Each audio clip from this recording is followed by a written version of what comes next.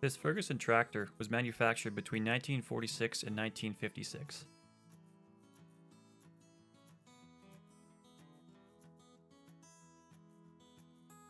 It was a major advance in tractor design due to its weight, size, and versatility.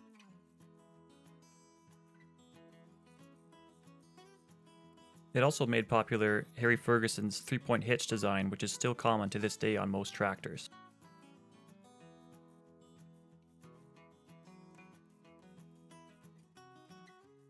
And when this tractor was released in many parts of the world, it was the first to be affordable enough to replace the horse and buggy system.